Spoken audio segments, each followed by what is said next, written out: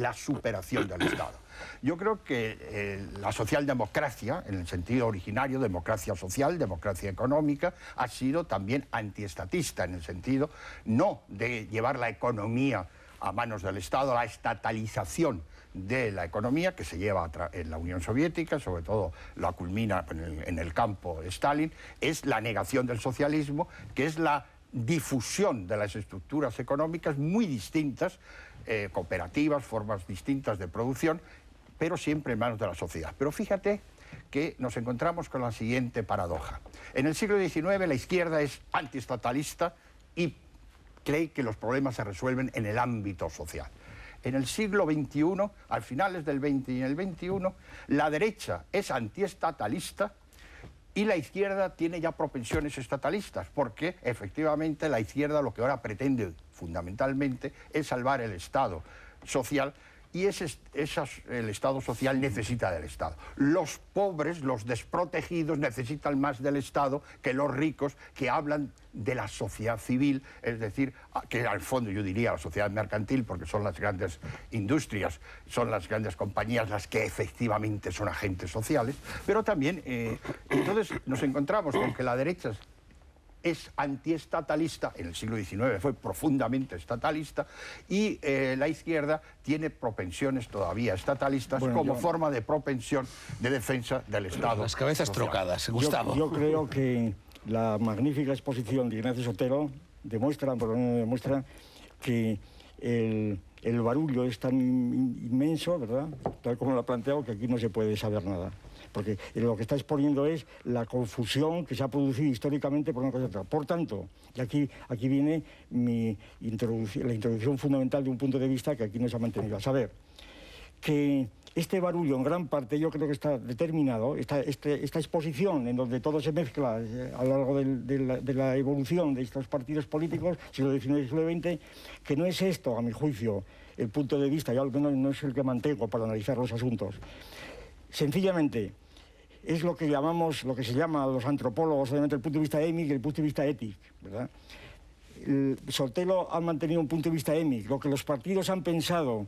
El punto de vista émic es lo que piensa el agente de los actos, ¿verdad? Por ejemplo, Colón pensaba émic que iba a descubrir las Indias, ¿verdad?, que iba a la India, creo que el Japón, pero Etic no descubrió las Indias. Y lo curioso es que gracias a esos pensamientos descubrió América sin saberlo. Quiero decir lo siguiente: los partidos políticos, lo que hayan pensado ellos, y concretamente en el punto que voy a decir, es irrelevante para su análisis histórico.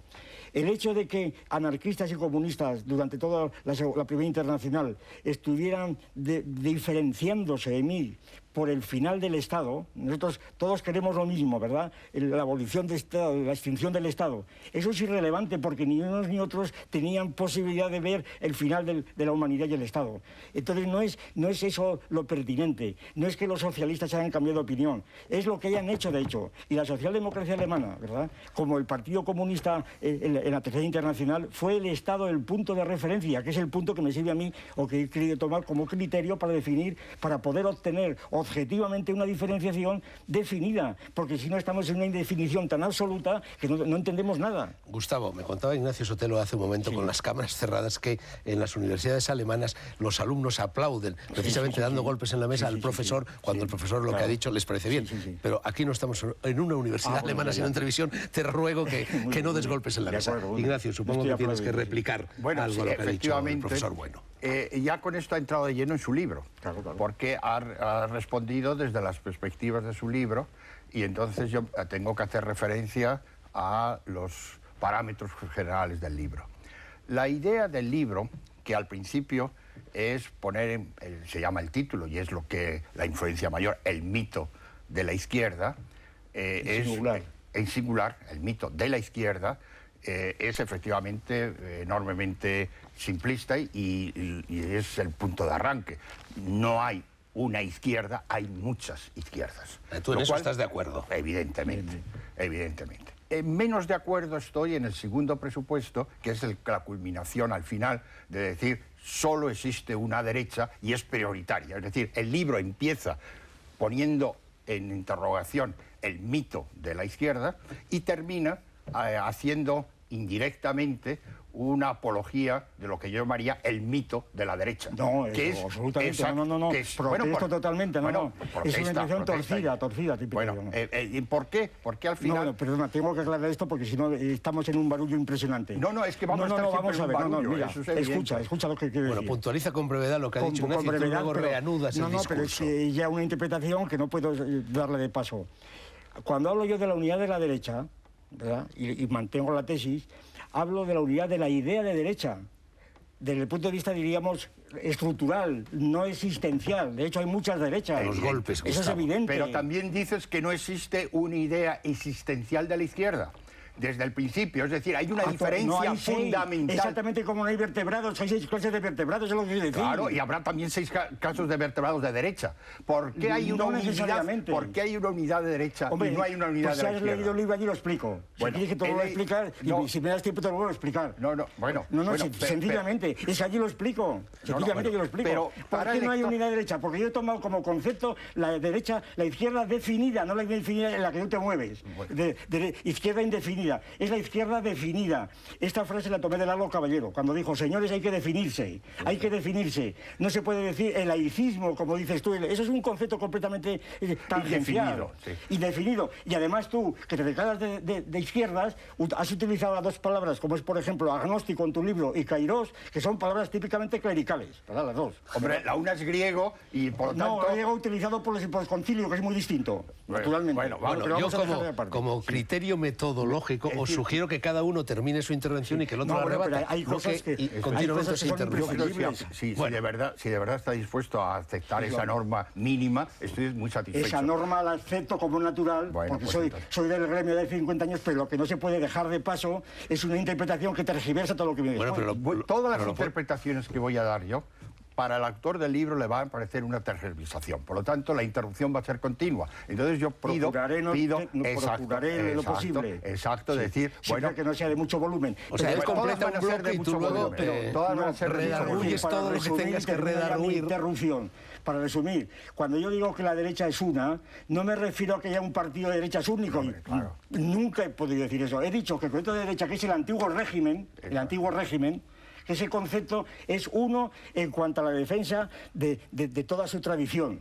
Eso no quiere decir que las versiones de la derecha sean múltiples según las versiones del antiguo régimen. Eso es lo que quiere decir. El principio del libro es exactamente el poner en crítica el concepto unitario, unívoco de izquierda. Claro. Y el fin del libro es decir que la prioridad de la derecha, el subrayar esa prioridad, porque consiste en una afirmación positiva, mientras que la izquierda comienza necesariamente en su proceso de racionalización por una negación de la afirmación eso es. Constitutiva yo te de la hago derecha. Que me rebatas eso, si lo has entendido, que me lo rebatas. Exacto. Entonces, yo quiero decir, primero, estoy marcando simplemente los límites de dónde empieza y dónde termina el libro. Bien.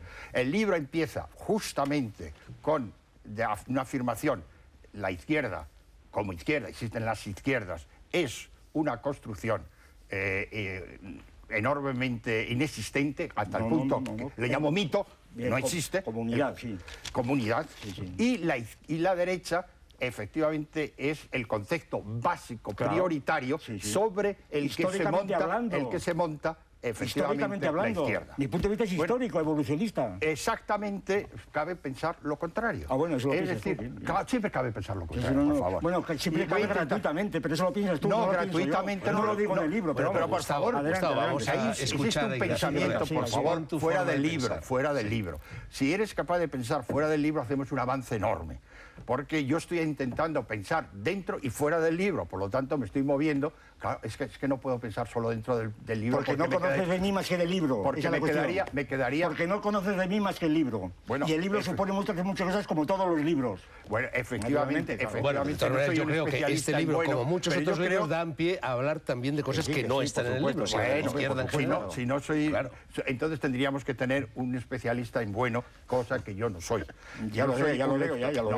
Este no es un programa sobre bueno, sino sobre un libro de bueno y sobre la izquierda. Ciñámonos a estos dos. Exacto, no soy un especialista en bueno, creo que este libro no aclara absolutamente nada, pero lo que quería decir desde el principio es que es sintomático para un lector que vaya muy rápidamente y que quiera decir qué imagen nos da. Pues mire, es un libro que parte del mito, que es el título, que es lo que llama el lector, de la izquierda, y termina hablando de la prioridad de la derecha. Punto. Después, ¿eso es verdad o no es verdad? Es indignante que la prioridad la transformes en una prioridad axiológica, cuando es una prioridad histórica. No, eso señor. No se puede admitir. Históricamente podemos decir lo contrario. No existe derecha. El concepto de derecha no tiene el menor significado mientras que no hubo el de izquierda. Vamos a ver. Es decir, mira, en la revolución... Perdona, pero por favor, me callo, pero no puedo tolerarlo. No puedo tolerarlo. Ahora, y luego, el principio de la conversación es la tolerancia. Si no puedes tolerar, no podemos conversar. Yo no creo en el diálogo. Entonces vamos a tener el diálogo más divertido del mundo, que es entre el que cree en el diálogo y el que no cree en el diálogo. Esperemos que sea divertido, Con lo cual nos vamos a divertir. Termina tu, Ignacio, y luego... Entonces, efectivamente... La idea que está en la prioridad es que existe la derecha, que es el antiguo régimen, ya. Y que efectivamente la izquierda no es más que la respuesta negativa a esa derecha infinita, absoluta y total que existe desde el principio. Y que eso es un hecho histórico. Y yo afirmo modestamente que efectivamente la diferencia izquierda y derecha surge cuando surge la izquierda, que no hay una derecha previa a la izquierda, que es cuando surge la izquierda, cuando algunos elementos se dicen somos la derecha. No es la prioridad a la derecha, históricamente, sino es la prioridad a la izquierda, solo cuando hay una izquierda. Perfectamente entendido la objeción. Bueno, te lo voy a aclarar rápidamente para que veas lo que quiero decir y lo que digo. Sí. Efectivamente, tú estás en el nivel lingüístico donde izquierda y derecha son correlativos. Es como padre e hijo, ¿no? No hay padre sin hijo, no hay hijo sin padre. Ahora bien, el padre es anterior al hijo, aunque empieza a ser padre cuando ha tenido el hijo.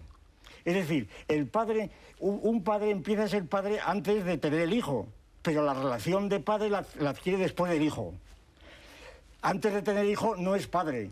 Pero si no fuera antes el padre, no hubiera hijo. Es una teoría general de las relaciones elemental. Esto es la potencia y el acto. Es la potencia y el acto. Bueno, no es eso, no. Bueno, que no tiene nada que ver con el hecho histórico que él decía que lo iba a mostrar históricamente. Aquí, no me termina el argumento, por favor. El argumento no tiene el menor interés en una relación relacional para un problema histórico. No es esto, no me has entendido nada, no has entendido nada.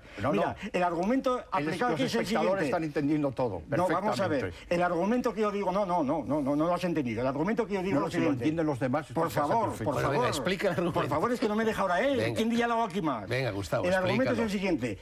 Antes de la Revolución Francesa, de la Asamblea Francesa... No había ni izquierda ni derecha. No hay izquierda ni derecha. Exacto. Bien.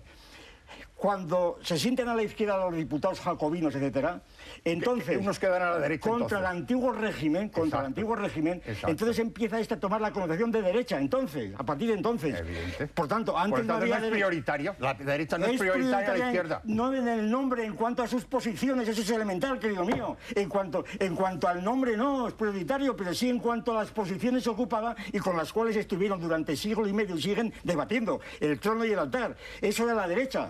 Aunque no se llamase así, no es una cuestión de nombres, es una cuestión de hechos. Es que los nombres y los hechos corresponden. Bueno, cuando aparece una determinación determinada, un nombre determinado, es que hay unas circunstancias históricas que lo obligan a aparecer. Cosa que me dices, es evidente, es obvio. Por lo tanto, no sirve toda la argumentación anterior que has dado. No lo puedo aceptar. Pues ya no sé que no vas a poder aceptar nada. No has admitido mi argumento.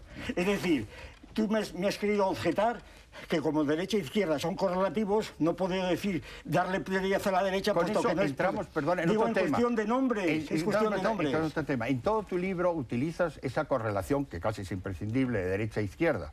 Pero claro, como hemos partido que la izquierda no existe, nos encontramos unívocamente como concepto, ese juego que haces de las correlaciones derecha-izquierda, pues es muy divertido para que te haya leído. Si la izquierda no existe, ¿por qué utilizas continuamente la correlación derecha-izquierda? Porque para definir son conceptos funcionales, mi querido amigo. Evidente. Conceptos funcionales, y entonces estamos hablando de conceptos funcionales. Es decir, estoy a un nivel mucho más sutil del que tú te crees. Y si te lees los escoles al final, los glosarios, ahí verás por dónde navego yo, ¿verdad? Que no navego con ideas tan elementales y tan groseras como las que tú pareces atribuirme.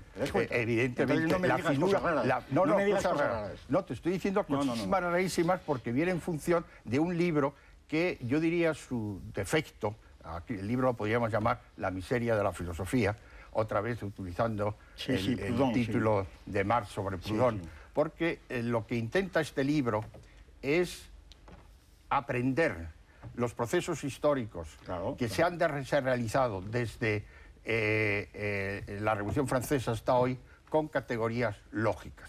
La categorización de la historia es una de las barbaridades eso más... Eso lo dices tú. Es decir... La categorización de la evolución de los animales es exactamente la misma para un materialista que la otra. La categorización... Y si no fuera por Linneo no entendemos la evolución de los vertebrados. Estoy intentando hablar todavía. Creo que este genialismo barato de categorización de la historia y todavía... Lo de barato ya es una ofensa, ¿te das cuenta? Lo de barato la ha introducido él ha dicho barato, como una ofensa. Tú también has dicho grosero, o sea que los dos... barato es una ofensa terrible porque tú no conoces quién soy yo en absoluto, no sabes lo que olvidemos de un señor que se pone muy nervioso, que pierde los nervios en cuanto alguien diga algo que no le satisfaga. No que no me satisfaga, que esté completamente patinando sobre lo que estamos hablando. Patinando. Bueno, una persona que se pone nervioso ante que no entiende su pensamiento tan fabuloso y tan fino que efectivamente el forastero... Mira, la crítica a la filosofía que haces lo demuestra todo y te retrata a ti mismo. Me retrata a mí mismo, efectivamente, nos retrata mutuamente, posiblemente. Pero vayamos... Perdona, después de los anuncios, Ignacio, después de los anuncios, Gustavo, llegan efectivamente los anuncios, hay tila en el ámbigo. Gustavo Bueno, El mito de la izquierda, ediciones B. Está su autor a mi derecha y lo que digo no tiene ninguna connotación ideológica. Al otro lado, a mi izquierda, y tampoco eso tiene connotación ideológica, Ignacio Sotelo, catedrático de Ciencias Políticas en la Universidad de Ciencia Política en la Universidad Libre de Berlín.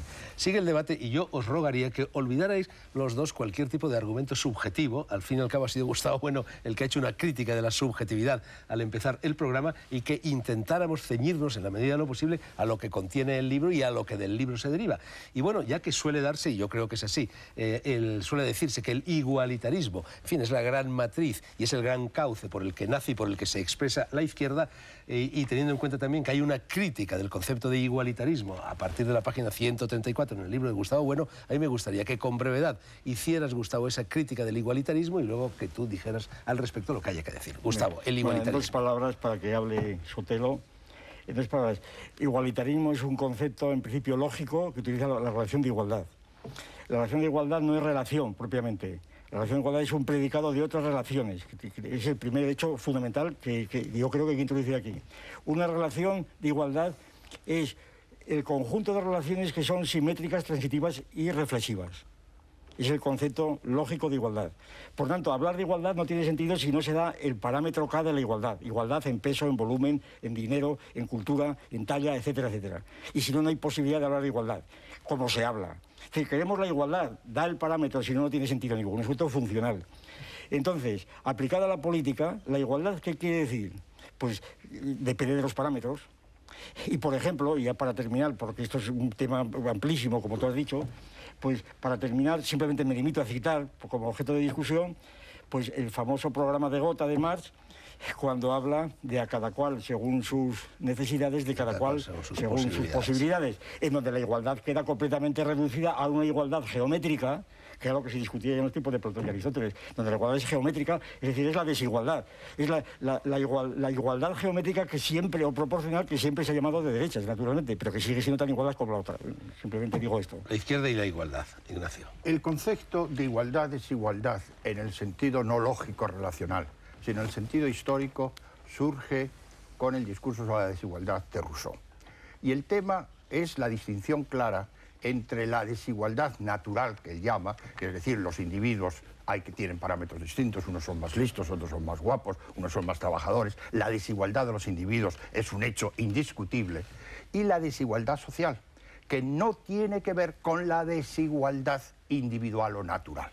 Y digamos, el mito de la derecha es el supuesto que la desigualdad social es consecuencia natural de la desigualdad natural. Es decir, los más ricos y los más poderosos lo son porque son más trabajadores y más inteligentes. Bueno, y lo que critica Rousseau, y con ello inaugura el pensamiento igualitarista, es mostrar que no existe relación entre la desigualdad natural evidente que está ahí, y la desigualdad social. Y lo que nos preguntamos son las causas de la desigualdad social. Quiere decir que el proceso moderno de igualdad no viene negando la evidencia de las desigualdades o buscando parámetros determinados, sino que históricamente viene de la distinción entre la desigualdad natural y la desigualdad social. Bueno, lo primero que la izquierda tiene como punto de arranque es las desigualdades jurídicas que existían en el antiguo régimen. Es decir, el que la nobleza o el clero no pagara impuestos y tuviera unos privilegios sociales. Entonces, iguales ante la ley. La segunda proceso de igualdad es la igualdad social, las diferencias sociales. La Revolución Francesa ha creado la igualdad jurídica, iguales ante la ley, pero marca a través de las estructuras socioeconómicas las desigualdades sociales. Y entonces lo que se trata de un proceso de igualación social, es decir, que las diferencias sociales sean cada vez menores. Y entonces estos conceptos no tienen nada que ver con una lógica relacional. Bueno, son conceptos históricos que surgen en determinadas coyunturas históricas, y el concepto fundamental, el origen de este igualitarismo está, sin duda ninguna, en Juan Jacobo Rousseau, en su discurso sobre la desigualdad social. Muy bien. Bueno, contesto. Esta dicotomía que hace Sotelo entre conceptos lógicos y conceptos históricos, a mi juicio, es completamente nefasta, porque es imposible totalmente, desde mi punto de vista, es imposible poder tratar la historia sin conceptos lógicos como la trata todo el mundo. Y de hecho, todos los conceptos utilizados por la izquierda han sido lógicamente envueltos porque ya no podrían tratarse, porque la lógica de otra cosa es la estructura de nuestro cerebro, de los cerebros de Robespierre y de Babeuf y de cualquier igualitarista que pudieras poner. Entonces, los componentes sociales son el parámetro social. Y cuando Rousseau, ¿verdad? Rousseau, uno de los personajes más confusos, ¿verdad? Precisamente en el origen de la izquierda, cuando Rousseau, uno de los objetivos de toda la crítica de Marx y toda la crítica posterior, puesto que la tesis de Rousseau, a mi juicio, es una de las tesis puramente utópicas, fantásticas, que puedas imaginar, las cosas más, los planteamientos más simplistas, más infantiles que puede haber, pero es otra cuestión, pues de Rousseau. Entonces, la idea de Rousseau del igualitarismo social es justamente la que tiene que irse desentrañando en términos de igualdad a lo largo del tiempo. Por ejemplo, el año pasado se publicó el libro de Cerzán, famoso. Por favor, los golpes, Gustavo. Sí, el libro de Cerzán sobre el primitivo, donde se declara sucesor de Rousseau, precisamente. Yo le puse un prólogo a este libro, que se publicó el año pasado, no tuvo éxito por el 11S, etc. Quiero decir que los parámetros sociales son los que Rousseau da completamente sin saber absolutamente lo que tiene entre manos, ¿verdad? Con su doctrina del buen salvaje, del Emilio, etc.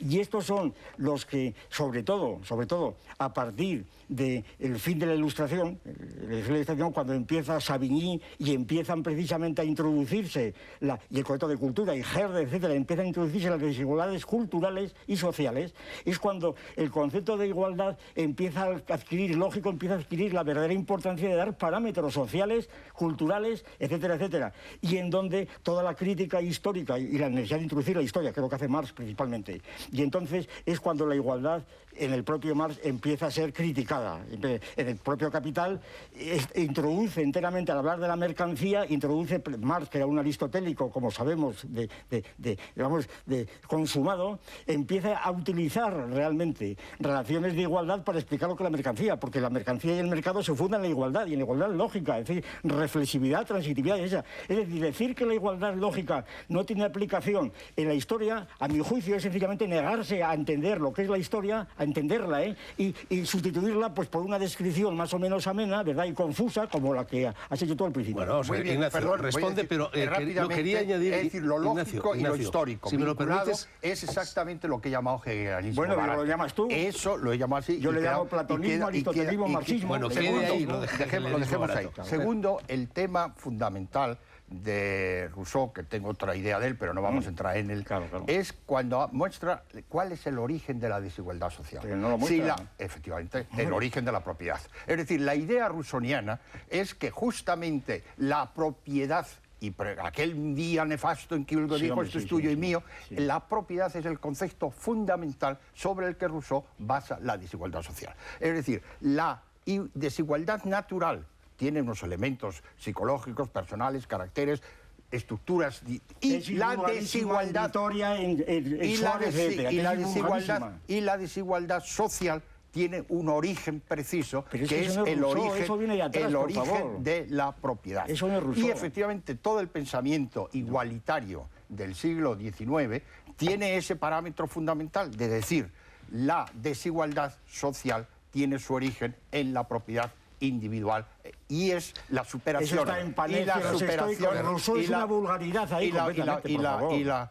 Todo falta de visión histórica todo total. pensamiento tiene antecedentes. No, antecedentes no, mucho más que antecedentes. Tiene antecedentes. Lo que es históricamente relevante es que Rousseau, que fue el que iluminó enormemente al gran filósofo fue Kant, y que dejemos de lo que pueda decir el hegeliano de Kant, lo que puede decir el gran filósofo de Kant en el pensamiento.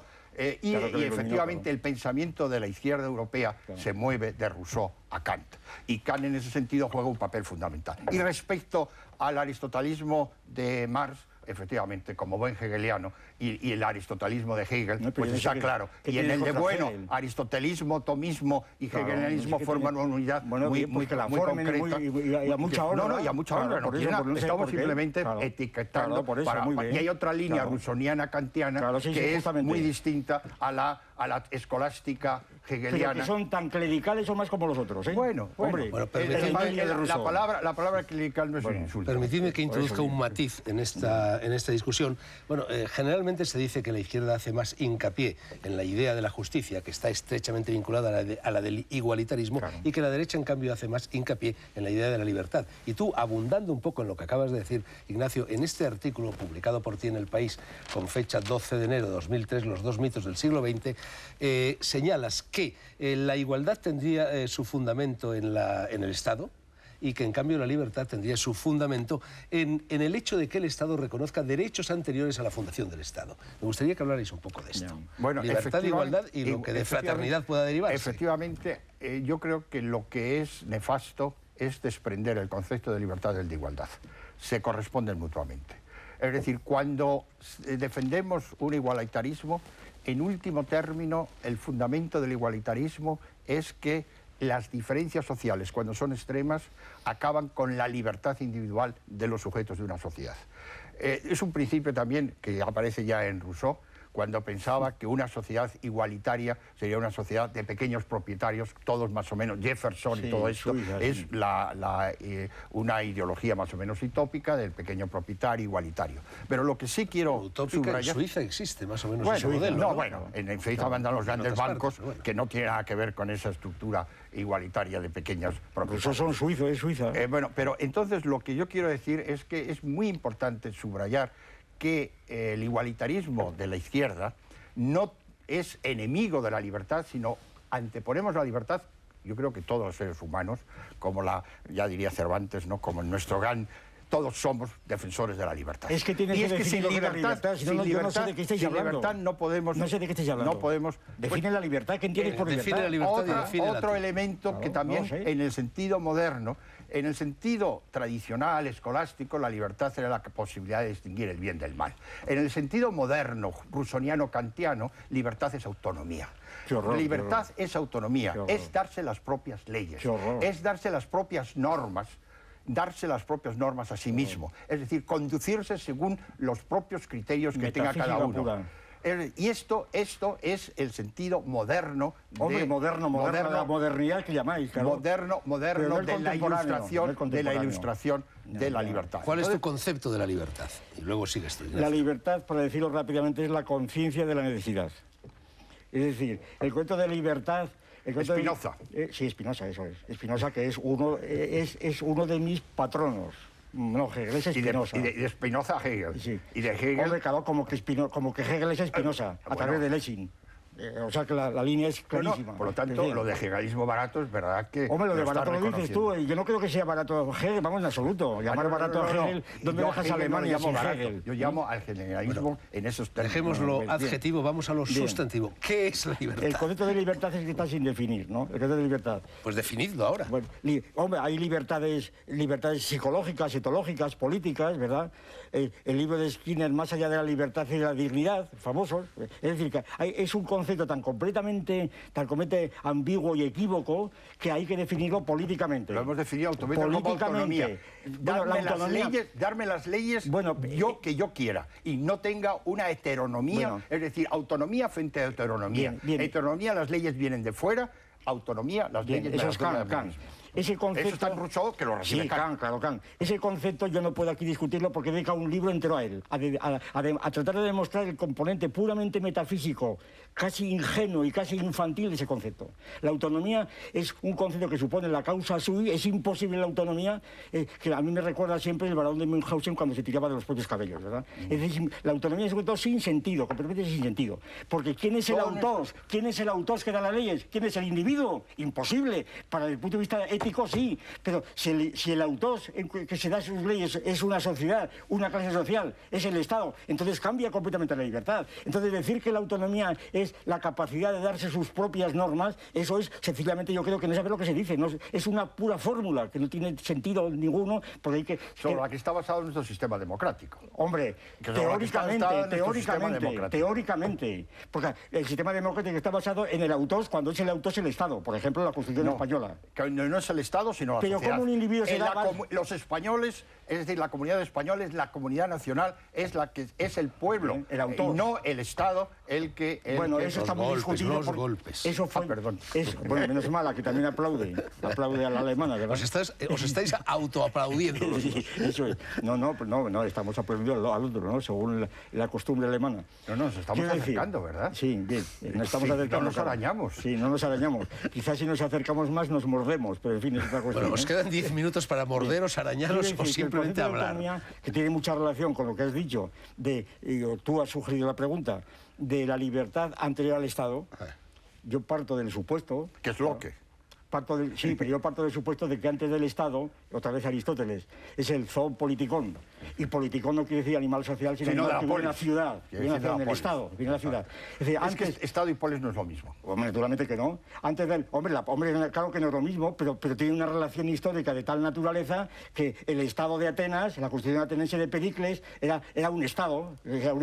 La diferencia fundamental es que en la polis el concepto fundamental es un orden justo.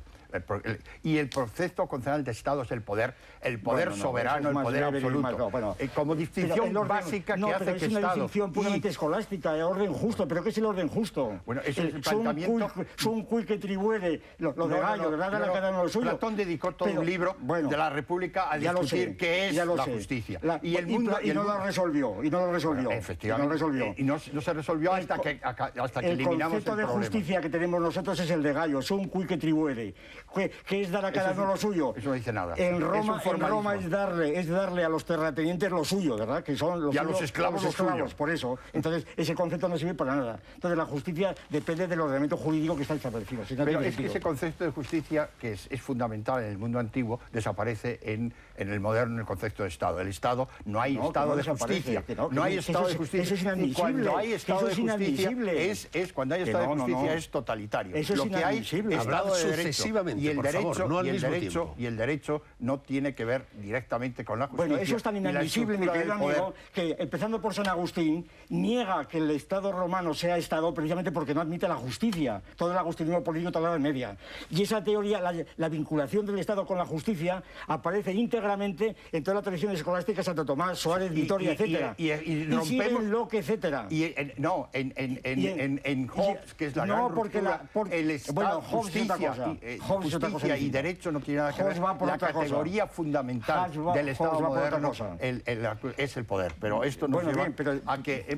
todo es otra cosa diferente, sí, es otra cosa diferente. Olvidémonos, si os parece, del igualitarismo. Introduzco otro concepto, nos quedan pocos minutos, y es el concepto de progresismo. Un concepto del que se ha apropiado la izquierda y un concepto que tú criticas también abiertamente en el libro. Tú dices textualmente, la izquierda política no puede definirse por el progresismo. Yo os pregunto, ¿qué es el progreso y en qué medida la izquierda es o no es progresista? Bien, el progreso es una cosa también para 2 minutos es imposible hablar, como todos sabemos.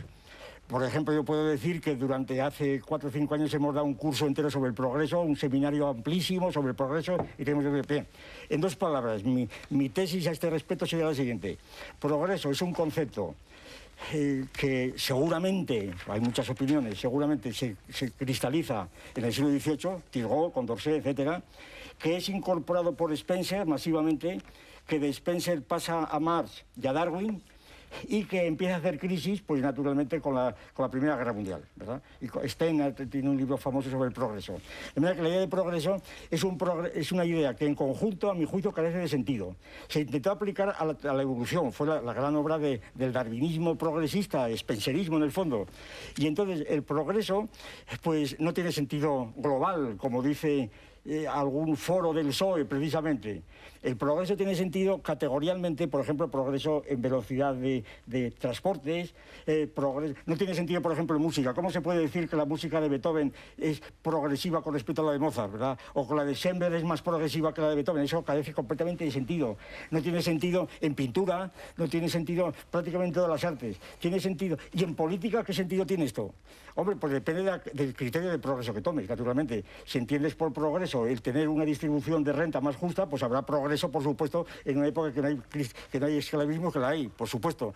Pero progreso hay que definirlo concretamente. Y si se entiende el progreso, como tantas veces se habla, sobre todo en España últimamente, con el motivo del traslado, del trasvase del Ebro hacia el Tajo, somos progresistas, decía la izquierda. Ese progreso industrial generalmente ha sido patrimonio del capitalismo. Claro que se han hecho los ferrocarriles, el que ha hecho las grandes empresas, que es el que hizo el capitalismo. La gran revolución industrial la hizo la burguesía ascendente y el capitalismo. Y después, en el caso de la Unión Soviética, particularmente, ese progreso, en cierto modo, pues fue aquello tantas veces dicho de industrialización de Rusia y comunismo, ¿no? Es decir, que en el fondo el progreso de la Unión Soviética, tremendo, los viajes espaciales, etcétera, fue un progreso que seguía en la línea realmente de la idea de Marx de que el socialismo, el comunismo, debe heredar realmente los valores de la burguesía, que es el antecedente histórico imprescindible. Ignacio. El progreso es una categoría que efectivamente aparece en el siglo XVII y XVIII en la querella de los modernos y los antiguos. Sí. Y supone una idea básica elemental, y es que el ayer es peor que el hoy y el hoy es peor que el mañana. Es decir, la historia avanza en una dimensión global en que todos los elementos de la sociedad, desde la educación hasta las artes, siguen avanzando siempre progresivamente. También fue Rousseau el que rompió con esta idea del progreso y efectivamente nos mostró, es decir, que desde el mismo momento en que surge la idea del progreso en su globalidad, exige la crítica del progreso. Claro. Hoy, digamos, es una de las ideas más agotadas que tenemos, justamente por dos razones. Una ha sido ya señalada por Bueno, y es que no se puede haber progresos en muchísimos campos. Y en la segunda es que todos los avances tienen sus costos. Es decir, lo que no existe, que es la idea elemental del progreso, es que vayamos acumulando bienes sin ir pagando precios.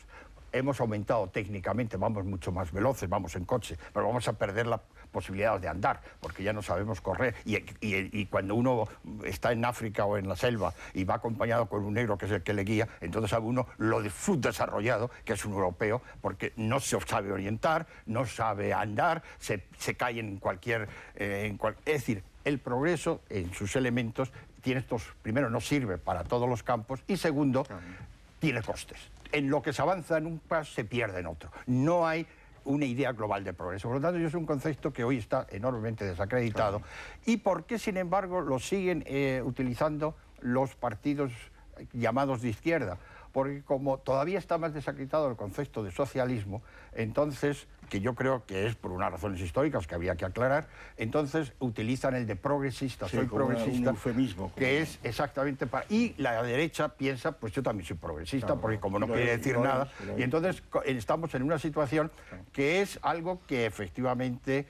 también subraya, para que estamos terminando el programa, para terminar con el libro de Bueno, que efectivamente no tengo que decir que no me interesado casi nada, pero hay un elemento en que es tan obvio que hay que decir que sí. Al final del libro dice efectivamente hay una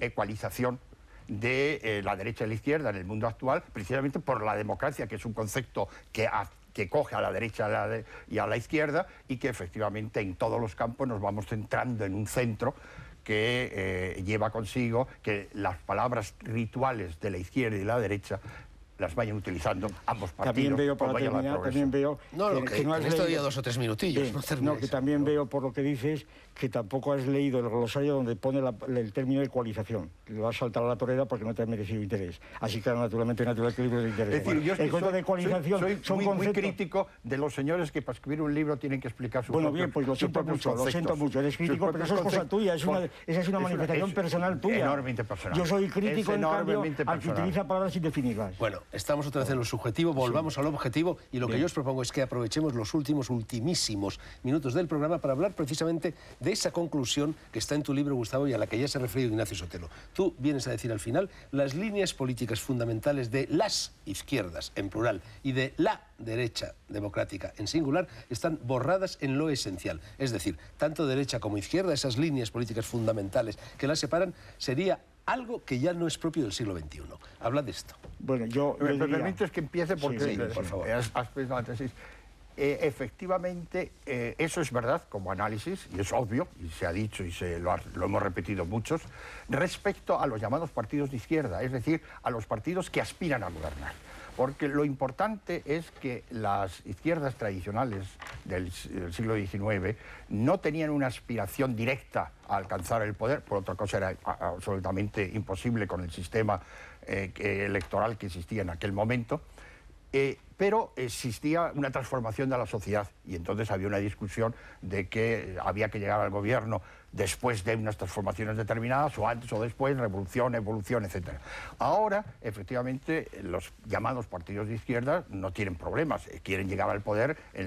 Y las técnicas electorales de convencimiento social de los grupos sociales para llegar al poder equiparan a los dos partidos. Es decir, se puede tener lo que lleguemos un concepto de izquierda testimonial, es decir, que no aspira al poder, o llamarse de izquierda y querer llegar al poder dentro de las reglas de juego establecidas en nuestra sociedad. Y en ese campo, si llamamos efectivamente como lo que marca las líneas, tanto de unos como de otros, son las condiciones que se exigen en una sociedad determinada por el sistema, e importa muchísimo el sistema electoral, por los dominios de los medios de comunicación, por las formas en que se transmiten las ideas, por las estructuras sociales determinadas que hacen que haya que establecer una estrategia para llegar al poder. Y esa estrategia cada vez es más similar en un partido y otro, y esto es lo que al final produce la igualación.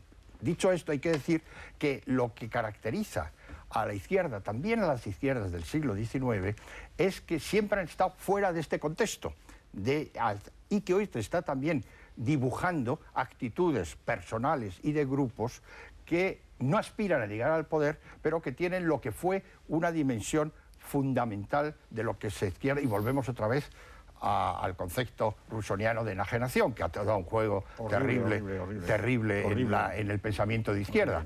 Y es justamente la crítica de lo existente. Es decir, nosotros, él crea una idea del contrato social, en lo que crea un mito metafísico, que es la voluntad general, pero que dice, esto es irrealizable, evidentemente, pero ¿para qué lo he creado? Lo he creado porque me sirve para criticar todas las formas institucionales. Y hay una izquierda históricamente muy importante que lo que pretende es crear siempre alternativas concretas y generales a lo existente. Entonces podríamos decir, efectivamente hay una continuidad de la izquierda. Hoy existe la izquierda porque, entre otras razones, los problemas que se plantearon en el pasado siguen existiendo en el presente, y existe la necesidad de presentar alternativas al sistema que está actualmente establecido, y existe la necesidad de hacerla no solamente de manera global, hoy es mucho más problemático, sino también de manera específica para cada uno de los problemas. Gustavo, última intervención. Última intervención. Pues, bueno, no nos enteremos en absoluto. Ha sido un fracaso el diálogo total, absoluto, no tenemos nada que ver. Si tú piensas que el diálogo es imposible... Total, no es que lo piense, es que lo corroboro aquí mismo. Vamos a ver, ahora déjame hablar a mí, por favor. Pues yo diagnostico, el discurso de Sotelo como lo que yo llamo en el libro izquierda indefinida. Es una cosa indefinida en donde todo se puede decir. El objeto de mi libro era tratar de definir la izquierda, definirla. A través del Estado. A través del Estado, bien. Que es un criterio, por lo menos es un criterio objetivo. Es bueno, déjame hablar. Y por tanto, claro, es que luego soy yo el que me llevo las culpas. Gustavo, he dicho última intervención. Entonces, por tanto, al decir que la izquierda y la derecha, o las izquierdas, que no son cosas del siglo XIX o XX, sí. Yo lo que quiero decir es que en el sistema de democracias homologadas, allí es donde se produce la ecualización. El sistema de democracias homologadas pues es lo que llamamos Occidente, el primer mundo, los estados de bienestar, etcétera. Aquí realmente la distinción ha desaparecido por la democracia que supone la teoría del Estado, del mercado, la democracia del mercado pletórico. Entonces, esto no quiere decir por mi parte que los ideales de la izquierda, de alguna de las izquierdas, ¿verdad? Alguna de las izquierdas, no quiero decir cuál, pues no puedan estar vivos en un futuro que pueda estar en Asia, que pueda estar en la India, que puede estar en cualquier otro lado.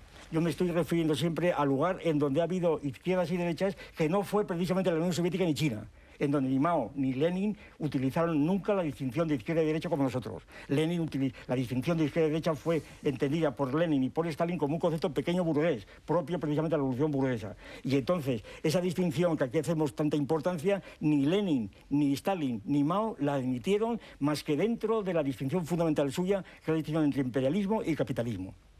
Quédese ahí, tengo que quitaros la palabra, tengo que dar por terminado este debate con mucho de combate. Cuenta una leyenda que allá por el siglo IV a.C., Confucio y Lao Tse se encontraron en un lugar ignoto y remoto del celeste imperio, no se conocían, se conocieron entonces y mantuvieron un mítico diálogo acerca de sus respectivas posturas filosóficas. Confucio, que era mucho más joven, explicó al ancianísimo Lao Tse, del que se contaba que había nacido con 900 años de edad o con 72, según otras versiones, que los puntos básicos de su doctrina, la de Confucio, eran la justicia y el humanitarismo. Su interlocutor quiso saber lo que Confucio entendía por justicia y por humanitarismo, y Confucio le respondió: amar a todos los seres con un amor desinteresado y encontrar goce en todas las cosas. Eso es humanitarismo, eso es justicia. Lao Tse, a su vez, le arguyó: no te entiendo. ¿Ese amor universal del que me hablas no es acaso una perversión de los sentimientos naturales y una intromisión en el orden cósmico? Mira el cielo, el sol, la luna, las plantas y los animales. No necesitan que nadie se interese por ellos, ni los ame ni los ordene. Buscar el humanitarismo y la justicia es como perseguir a golpes de tambor a un fugitivo que se nos escapa. El cisne, para ser blanco, no necesita lavarse cada mañana, ni el cuervo tiene que teñir sus plumas para ser negro. Los peces fuera del agua se asfixian tanto si los ayudan como si no. Lo que ellos necesitan es la profundidad del río, su libertad y sus sombras. Lo mismo más o menos viene a decir el sermón de la montaña de Jesús de Galilea. Así quedaba contrastada, dice Ramiro Calle, que es el transcriptor de este diálogo, en una obra de próxima aparición titulada Grandes Maestros Espirituales, la diferencia de caracteres, enseñanzas y modos de ver la vida existente entre Confucio y Lao Tse. Lao Tse había expuesto en pocas palabras su doctrina de la no acción, pero no sabemos si Confucio llegó a entenderla.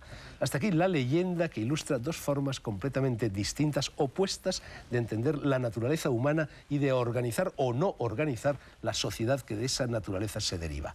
En China, la ascensión al poder del Partido Comunista, la izquierda, se debió probablemente a lo que de confuciano hay aún en la mentalidad de los chinos.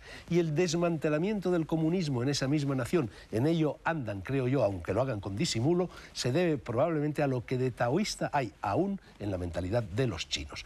Escojan ustedes entre Lao Tse y Confucio si se sienten obligados a ello por el civismo, pero recuerden que todo en la cultura china se rige por el principio de complementariedad, coincidencia oppositorum, y no, como en el judeocristianismo, por el principio de competitividad. Cabe, por ejemplo, ser taoísta, pero apreciando y escuchando a Confucio, y viceversa.